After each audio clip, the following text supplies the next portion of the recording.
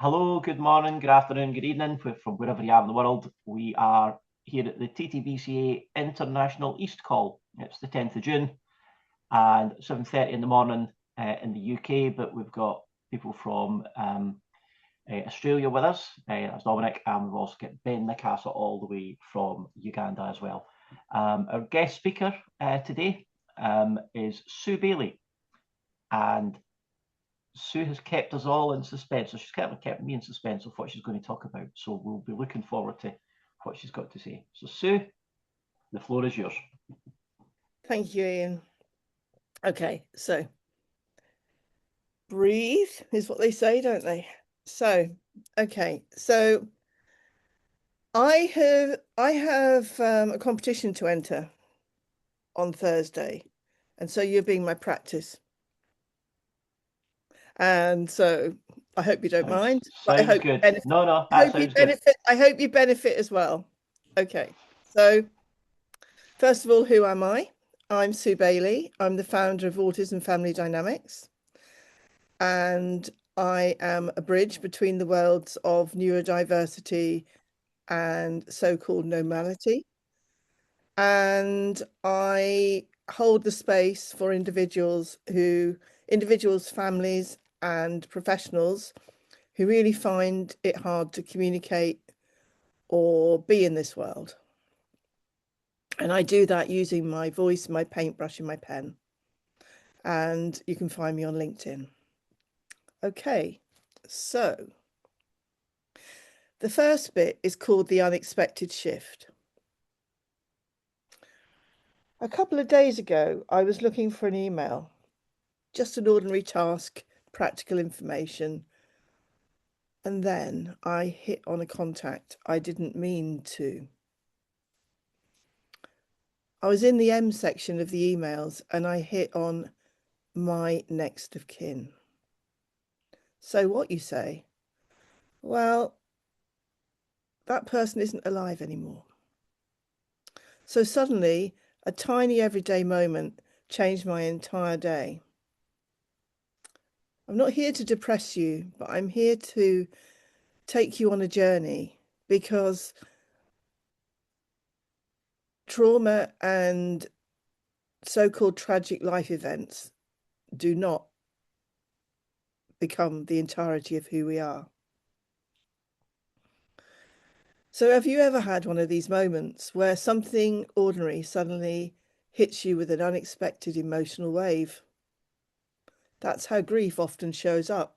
Not always when we're ready, not when we expect it, and not when we have space for it. So what if you could learn how to navigate these sudden impacts differently? What if being caught off guard means that you don't lose your footing when these moments strike? And the overall vibe of this talk is from moving from being silenced to being seen. So how can these moments help you be seen? It all comes from finding your footing in unexpected moments. And the only way I can put it is that there's an energy within every one of us that observes what goes on. Every thought, every feeling, every sensation that you have, from joy to pain, is monitored. And that monitoring system helps you alchemize these strange events into your life into living more fully. Obviously, I felt the shock and the frailty, but out of that pain came a turning point. I learned that I'd had many moments like this before. I'll describe those in a minute. But instead of going into depths of despair, which would take me weeks and days to recover, and at worst 9 years of therapy, I decided to look at it differently. So instead of pushing it away, I let myself notice. I spoke to my best friend, I spoke to my stepchildren, And as they heard everything from primal screaming to laughter, something shifted. We became a little team, and the potential exile gradually became acceptance, connection, and care. So what's this got to do with networking and business, you ask yourself? Because many of us are taught to keep a certain persona for certain situations, and that's how we keep functioning. We repress what seems ugly or shameful. But when we repress stuff, it doesn't disappear. It becomes much louder. We feel silenced by expectations. We feel hurt by rejections. We feel confused by projections. But what if we learn to listen to our own inner voice, which starts with giving ourselves permission to be real? This isn't just about grief. Of course it isn't. It's about how we navigate the unexpected moments that we find every day. How we move from being misunderstood to being understood. How we move from being sidelined to being part of what's happening.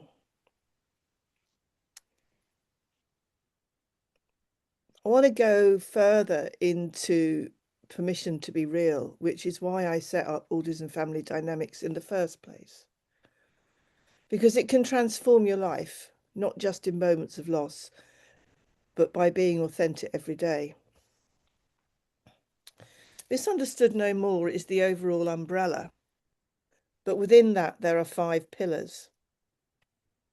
The first pillar is called, well, the framework is called the Beacon Framework, hence the logo being a lighthouse. And the first pillar of that is belonging, because there's been many times in my life when I haven't felt that I belong. So I want to create a space where everybody fits and everybody's welcome. E stands for empowerment, where you unlock your potential through understanding yourself and understanding others. A is for acceptance, where you embrace neurodiversity fully. And if you're not a neurodivergent soul, you learn to understand them and give them time and space to understand you. Creativity. This is the bridge to expression. I remember becoming mute as a small child, and I lost part of my voice. And that voice came back in 2017 when I picked up a paintbrush in Hawaii. And that first painting was of a mermaid where I'd sloughed off the skin of my hurt self. And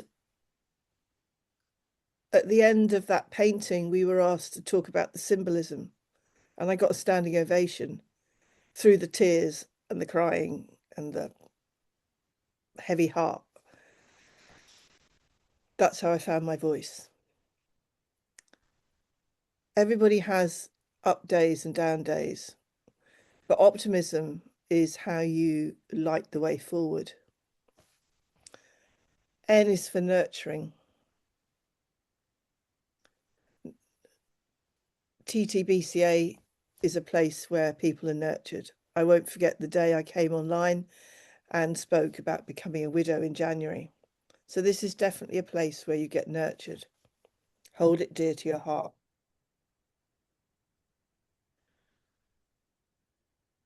Just a moment, I've lost my place. Okay, so from silence to being seen. Authentic indication, no, start again. I wish I wouldn't make these words up because they're hard to say. Authentic integration is a journey I've been on where I've collected fragments of myself. What do I mean by that? So I looked at all the ways that life was difficult for me. socializing, processing information, understanding when to speak and when to stay silent, knowing when it's my turn in a conversation are just a few of them. And whereas most people say, oh, I'd rather be in person than on Zoom, I'd rather be on Zoom a lot of the time because at least I know when it's my turn, the green light comes on and I wait until it's my turn to speak again or I stick my hand up. The rules are simple. Sitting round a family dining table or at a Christmas dinner or a bar mitzvah or any other place where the rules seem to vanish for me. And I either become hyperlexic, which means I talk a lot, or I become mute.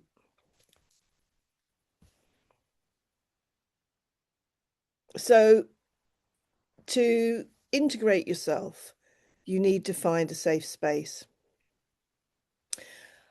I found that doorway by default, really. I was sitting in front of a log fire in the winter, looking into the flames, and I saw a vague image in the coals, and it made me think Phoenix of the Ashes. So I thought about how many times I've felt burnt or ignored or just hurt by society. And I thought, I'm going to write a character called Phoenix Poppy. And I'd like to introduce her to you now.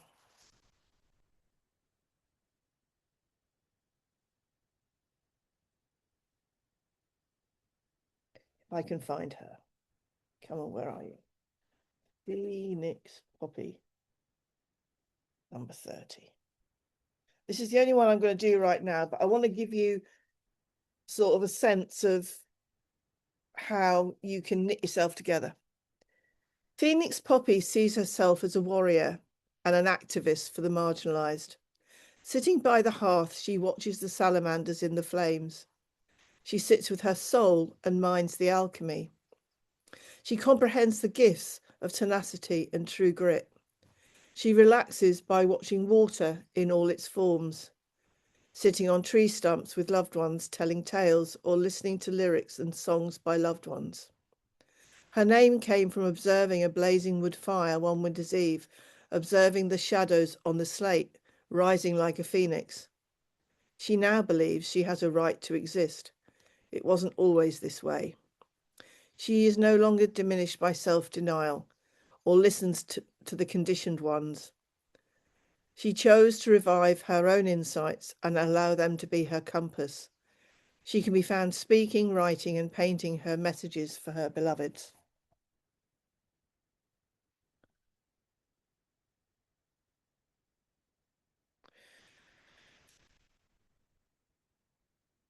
When you accept an awareness like that, you can do one of two things. You can dismiss it as some wacky woo-woo moment, or you can actually go into it and allow yourself to learn from it. And that became a transformative moment for me because I actually have written one volume of characters and I'm on the second and third volume. And those elements of myself taught me to have more compassion for others and taught me to be more real and more visible. Going back to the core message, when the shock hit me that I was an orphan and a widow, I had to do something about it. I know people that have suffered for years and years and years. I'm not saying I'm not suffering. I'm not saying that I'm not still in grief, but I refuse to stop living. I reached out. I was witnessed. XR became acceptance, and people's faces became a place I found solace. I found connection through isolation. And somehow I moved through it. Not all the way through it, but a good journey. What we repress doesn't disappear. It waits. And often it arrives louder. How many times do you hear people say, oh, I didn't do X, Y, or Z, and then I broke my leg, or I got cancer, or I fell down the stairs, and I was forced to be still and acknowledge what's going on. When you have time to reflect, not endless wallowing, but platitudes, space where feelings can be felt, the truth can be spoken, and we begin to soften. This is particularly true for people who perceive the world differently. We often feel marginalised or misunderstood, but we're not broken. The world needs to catch up. So, just to reiterate who I am, my name's Sue Bayley. I'm the founder of Autism Family Dynamics. My mission is to give a voice to the voiceless and meaning to the marginalised, to build a bridge between the neurodiverse and the neurotypical worlds, and to help people navigate real moments, not just grief, but all unexpected triggers, where they might feel silenced, and help them move through the impact without being completely taken over. My journey from being silenced to finding my voice revealed my true purpose. It has led me to create the Misunderstood No More method, a framework built on permission to be real. And it's about shedding masks, reclaiming your voice, and finding authentic integration. So I'll leave you with this. If something I've shared today has touched something in you, if there's an area in your life where you feel silenced, where unexpected moments catch you off guard, or where you yearn for that permission to be real and be truly seen, raise your hand and we'll have a conversation just about that. And if putting your hand up in this room isn't your style, I understand. Please come and speak to me afterwards and we can arrange a quiet conversation. Let me explain for you what it's like to be misunderstood no more. Thank you for your time. Wow. Wow. That was brilliant. Thanks for that, Sue. I wasn't sure what you were going to be speaking about, and I was looking around at everybody. Dominic's got his video off at the moment, but and Ben, I think, has lost his connection, but that was just phenomenal. Does anybody have any questions for Sue? No, but well done. Yeah, that was superb. Yeah, it was. And I think because we're recording this as well, there's a small amount of people on the call just now, but when it goes up on our YouTube channel later, I think. Oh, sorry, didn't you know that, Sue? Sorry, I don't know if we didn't tell you that. Sorry. That was Sean should have told you. No, I'll be going up on YouTube. Totally fine, but I didn't know that. Oh, right, okay. Sorry, I'm fine with it. I'm fine with it. I just didn't know. Okay, fair enough. Sorry. I thought Sean had possibly told you that, but that's okay. I mean, we don't need to put it up on YouTube if you're not. Yeah, you're quite happy. Good stuff. Because I think it would benefit from other people seeing it, and it's something that we'll certainly kind of mention to people when we're on other calls that we do throughout the week and throughout the month that that you did this resonate with a lot of people. And it will, yeah. And there was actually a few people who, while I was listening to it, I was thinking it was about 3 or 4 names came in my head. I don't know about anybody else, but about 3 or 4 people. I've no idea how long. I've no idea how long I was talking. I don't know actually either. I think we're all just in raptures. I think really, you said 20 minutes, and I think it was 9:35 or something when you moved over. So I sort of did 20 minutes, didn't I? Yeah. Listen, it's not carved in stone. We're quite laid back here, as you know. So if it's longer or shorter, that's fine. But the reason I'm asking about keeping time is, if I get through all 3 stages, which I'm going to do my bloody best to, Then there's 3-minute one, a 5-minute one, and a 10-minute one, which is 3 and 5 is 8. That's 18 minutes. So I thought doing 20 months, 20 minutes. I told you time and I don't understand each other. 20 okay. minutes here would sort of give me an understanding of how much I need to sort of gather, if you know what I mean. No, that's fine. I mean, if, like I say, we're not, it's not, you know, we're not rigid or, you know, about times and things like that. You know, if you ever go on the Friday coffee drop-in, we always say it finishes at 1-ish. So, you know, it's like that with most of our calls. But thanks very much. What I'll do is I'll stop the recording, but just from... I thought you had. No, it's okay. You've not said anything bad. I'll stop the recording and you can say whatever you like, right? You can misbehave once I stop the recording. But thanks very much for that, Sue. That's been absolutely brilliant. I wasn't sure what you're going to talk about, but I've been, you know, I was knocked out by that, and I think everybody else was as well. Obviously, actually, just before we do stop the recording, do you want to tell everybody how they would find you on LinkedIn and so on? And also mention those books as well, because I know you've got a couple of books, haven't you? Okay, so the book that I was quoting from is called Misunderstood No More. This is the proof copy, but you get the gist. There was a book called Mute No More, but I've taken it off Amazon because I'm tweaking it. Okay. But it'll be back probably within a month or two. And I'm doing a third one called what's it called? Misunderstood No More, Mute No More, and Fragmented No More. And they're sort of like the journey that I try to take people on, depending where they're at. You know, so it's a big journey. It's taken me most of my life to have the courage to face all the shadow. Not all the shadow, I've still got work to do, but I've dived deeply. Do you know what I mean? So I know my light and I know my shadow. And the bits that haven't yet come out, I'm sure they will before I croak. Okay, no problem. And these books, I find I really like Jung, and I find it all really fascinating, and they arise in me. So I either have a lot to push down again, or I deal with it. You know. Yeah.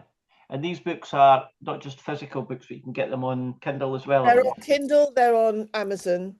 If you just put Sue Bayley, Bayley in, you'll get it. My website is called Autism. I'm not going to do the HTTP things, I get it wrong. So autismfamilydynamics.uk. And I'm on LinkedIn, and I think it's called Sue Bayley Official. But if you put in Sue Bayley, I pop up. Bayley.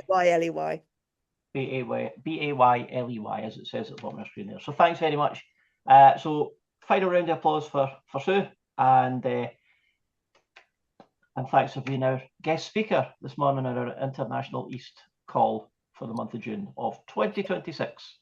I'm only saying that for the recording point of view, just in case somebody's listening to this way in the future, like next Tuesday, for example, or a couple of years down the line, who knows.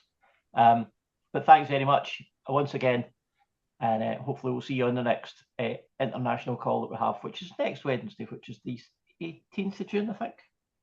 And we're going out to the other side of the world. Because okay. I might have, if Rory has his way, I might be doing the 1 o'clock thing, which means it's at least 2 before I can unwind and go to sleep. So, not a problem at all. So to be up at 6:30 to do this ain't going to happen every Wednesday. That's okay. If that's just happened. Yeah, we only do this one once a month at this time of day. The other one's for the Americas side of the world, so it's a bit more kind of a better time of day for us people in the UK, because it's 4:30 p.m. So, but thanks very much. Can I send you to sleep? And I'll stop the recording. Thanks very much.